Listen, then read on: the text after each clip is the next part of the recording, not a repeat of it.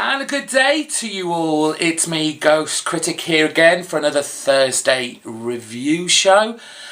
Before I begin on a pretty damn fine stack of comics this week, if I do say so myself, I just want to give a kind of big personal thanks to everyone who took the time to come and watch the Excalibur Brits podcast this Sunday just gone. It was just overwhelming, it really was, and I just want to say a big thank you to all of you, not only those who came to watch it live, but those who have watched it since. Slew of comments down there, which was fantastic to read through. We've already got over 60 subscribers, which was just so surprising to me. I don't know why, because we've got a great community going on here, and we all support each other as and when we can. So just again, a huge thank you for everyone. Don't forget, it will be on again this Sunday at 7 o'clock GMT. I would say Americans, be careful of the timing if you're going to come and watch it, because I know you've just changed your daylight saving hours. Ours don't go back until the end of March. I think it's the last Saturday in March.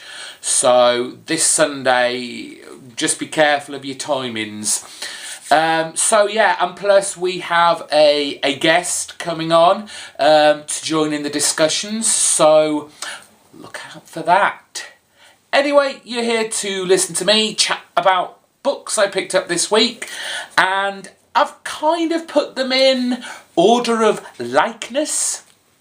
But I feel a little bit bad for putting this at the bottom, because it wasn't really a bad comic. It was just very much a setup comic, and that was Ultimate Comics X-Men issue 24. And yes, it's very much Brian Wood setting a whole slew of plot lines and kind of intrigue for future stories. We've got Kitty's kind of story where, you know, she's telling everyone about Utopia and how great it is, and her kind of non-violent stance to it all.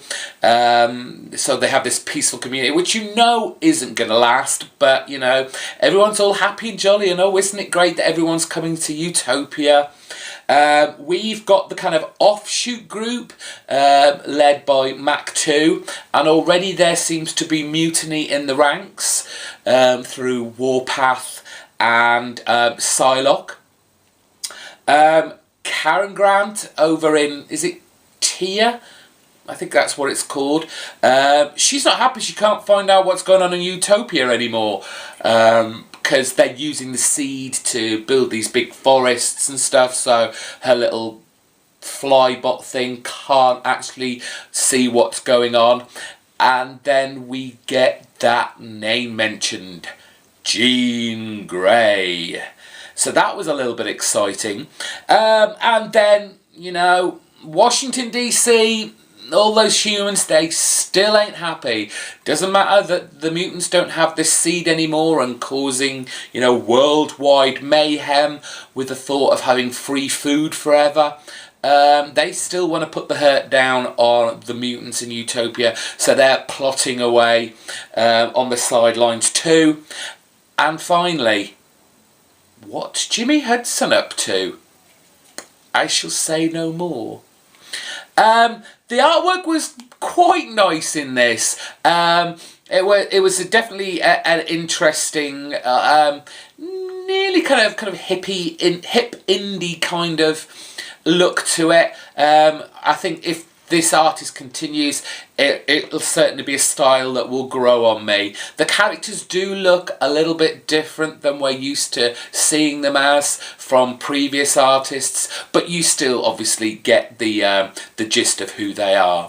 So it wasn't the best comic I read this week, but by no means any failure on Brian Wood.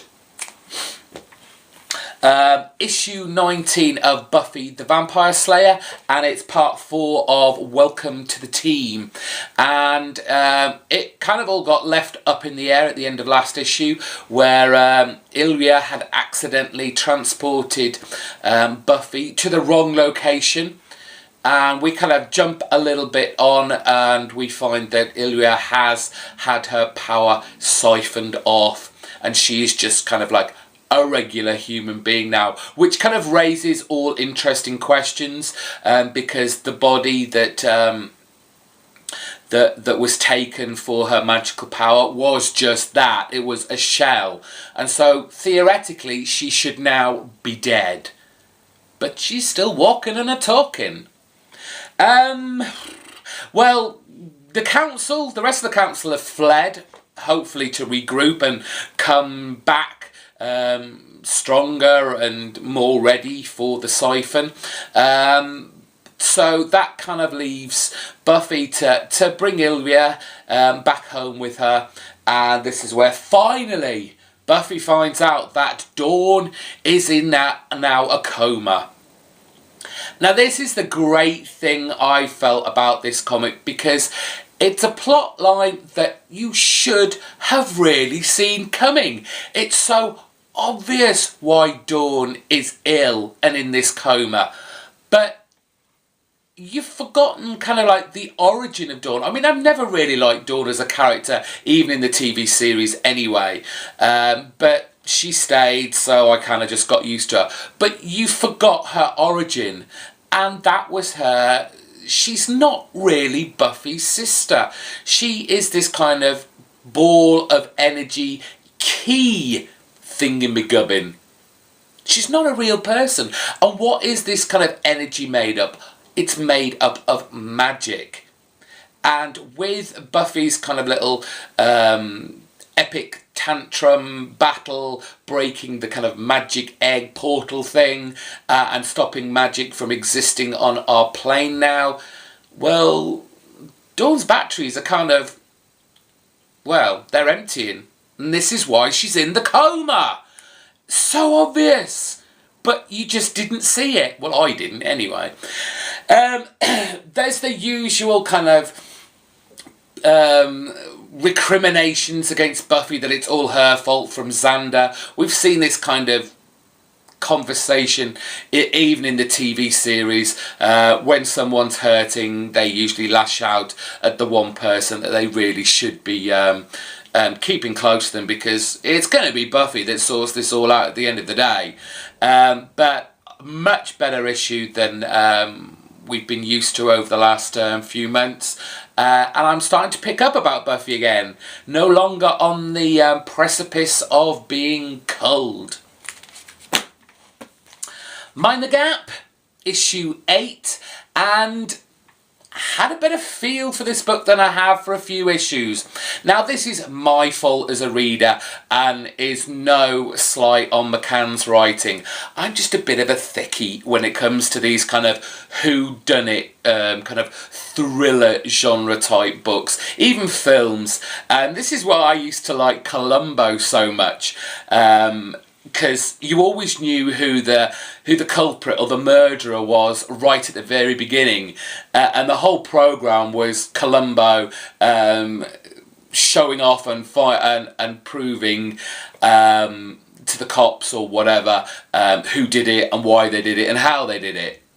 So when you have a comic like this where you have no idea who could possibly be behind pretty much any of it, it's kind of comforting in this issue that some people's kind of motives, personalities, backstories are given a little bit more to the reader. And that certainly comes through with the mum and dad of Ellie, who we see there is some sort of conspiracy and kind of group that has been looking after, moulding, protecting Ellie for whatever reason, and there's this group called The Fifth. What else? Ellie needs to leave Kate's body because the more time she spends away from her own, the nearer Ellie is to actually dying. So she takes a trip back to the garden, where she finds, you know, we have all these kind of spirits, ghosts, whatever,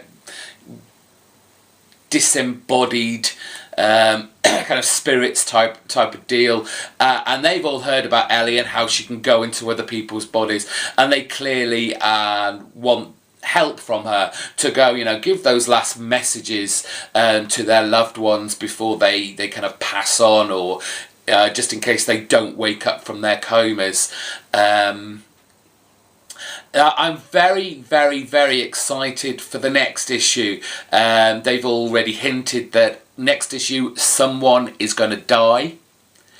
The issue is called Speechless, and I have a feeling it's going to be one of those, remember Marvel's, they used to do this every year, their Enough Said issues, where there were no words whatsoever in the book, and it was, the story was told through the art, through the pictures, and I think this is what the next issue is going to be, so I'm really, really looking forward to that. Great if you probably enjoy this more if you're a bit more intelligent than me. Really glad I decided to hop onto this Dark Horse comic, not having kind of delved into the comic book universe of this kind of multi-million pound franchise. It's Star Wars issue 3, and I'm actually having a lot of fun with this. I might not get all the subtleties, the kind of Easter eggs that are going on in here, but I'm taking it issue by issue and just enjoying what's put in front of me.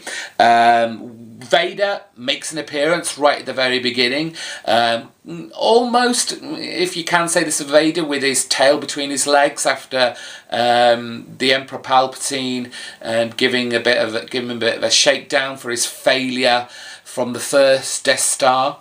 But you get a glimpse of the second one he was building in secret. Leia is continuing to train her new Black Ops team in an effort to lure out this traitor within their midst.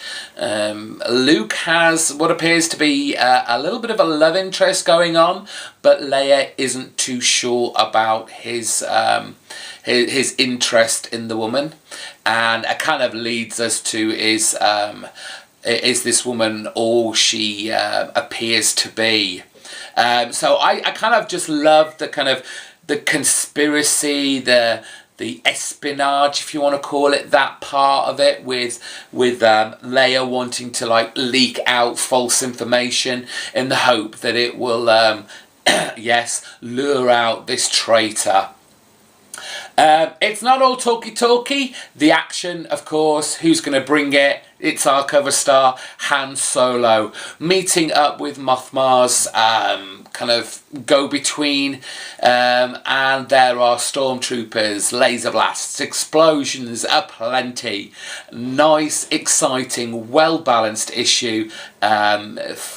Try find the first couple of issues. I know this is sold really, really well. A great addition to Dark Horse's Star Wars comic franchise. Coming up to the last 3 now, and we have issue 26 of Wolverine and the X-Men. A very, very different issue of Wolverine and the X-Men this month.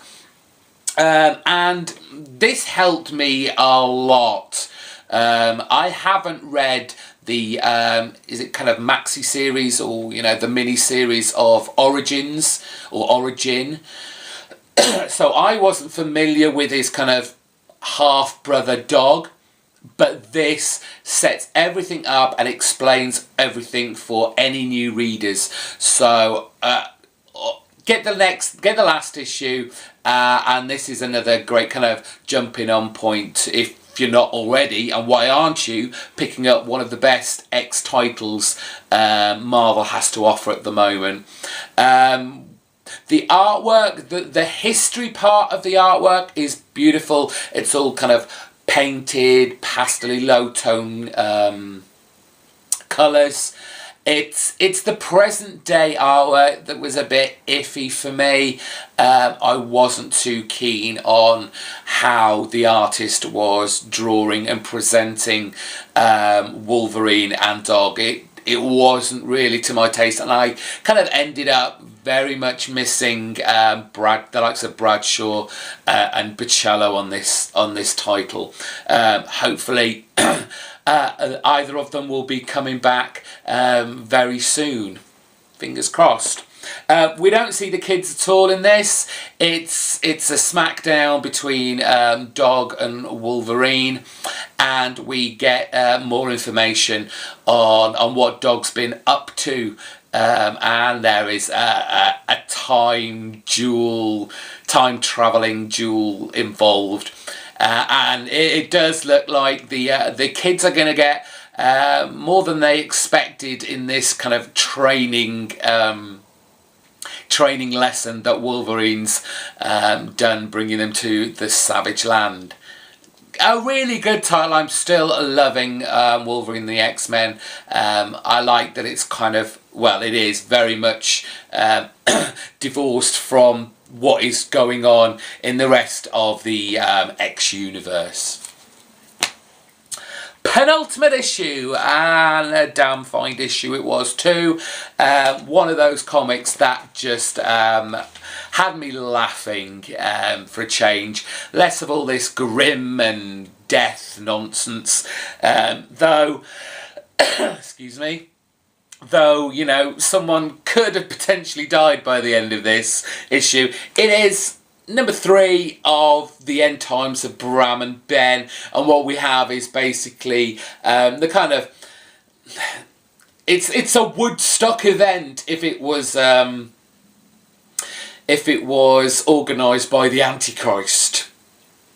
So yes, we have, you know, all Bram's followers coming down to this huge festival to show heaven that, you know, we're mightily hacked off, that you left us down here and then took the so-called pure people to heaven. And so, you know, they're taking copious amounts of drugs, just generally doing lots of bad, sinful things. And this is where Ben comes in. He's been assigned by one of the angels to go and basically drug Bram to get him out of the way, so the rest of the angels can come down and try and have a word with the crowds to get them to change their ways, which lends to just some hilarious antics. The angels, you know, these are nice people, given that they're meant to be, you know, godly, heavenly angels, and they eventually have enough of trying to explain to the crowds and decide to get a bit, well, they bring the hurt on to the crowd.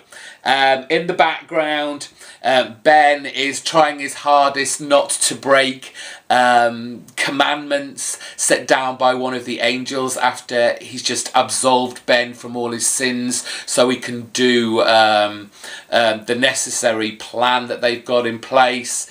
And it just makes for kind of a hilarious, farcical set of panels. It's one of those books that you just love and laugh at and just find funny. It certainly has taken a different path to what I expected it to. I expected the laughs, but I expect it to be a bit more, I don't want to say satirical in the kind of South Park way, but I did kind of expect it to veer that way. But it hasn't done that, and I think that's probably done it some justice and made it a better comic, instead of getting bogged down with trying to kind of put a message over about kind of religion in general. So if you're up for the laughs, I mean, the last couple of pages where we find out who the real antichrists are, pick it up just for that. Great issue. Be ashamed to see this go next month. So, pick of the week. I think we all know what this is. It's Batman issue 18, and it's another of those pesky Requiem covers where there doesn't seem to be much requieming going on. I'm not keen on this putting a silly little Robin on these covers. I think that cover would have worked equally as well without the silly Robin on there. I think Batgirl had one on. I don't think Detective did, even though that had a Requiem cover.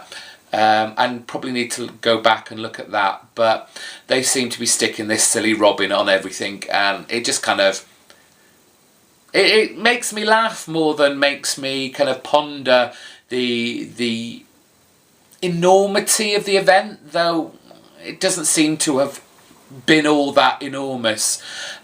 So this issue, Scott Snyder brings back Harper and Cullen from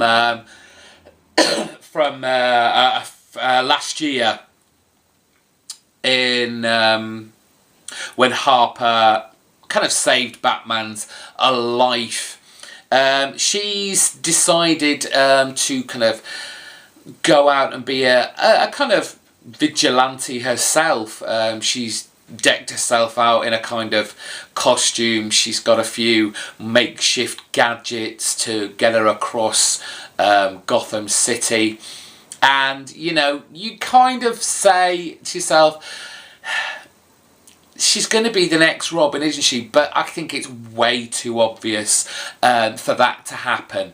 And even in this issue, she knows she's not ready to really become kind of one of the Bat family in some respects. She's got a lot. She knows she's got a long way to go, just in her training.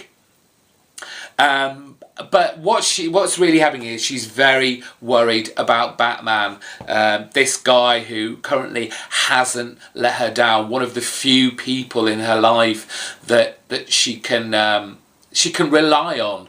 But she's seeing him going through clearly a rough time. Batman is letting out all his anguish and hurt on what is basically petty criminals and kind of the lowlifes of Gotham to kind of expel his anguish.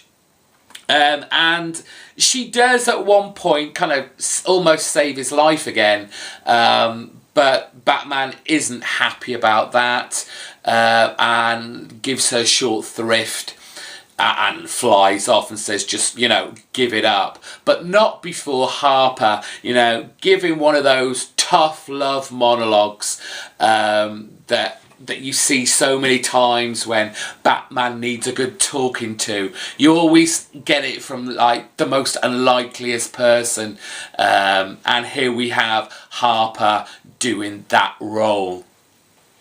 Now, anyone who's read this will know that the artwork, the story is kind of split into two, and so is the artwork. The first half, Andy Kubert, no Greg Capullo this issue. Andy Kubert takes a turn at the artwork for the first half, and then the second half of the book, and they've done this before, and I don't know why they do it, because it's such a dramatic shift in style, but we have Alex Maleev doing the second shorter half. And this is Harper deciding, right, if Batman's not going to listen to me, then I know that Bruce Wayne finances Batman, so maybe he can get a message to Batman and get him to listen to the things and the ideas I've thought of to help him. Of course, we all know the irony of this, and Bruce kind of wakes up to himself along with Batman, and not so much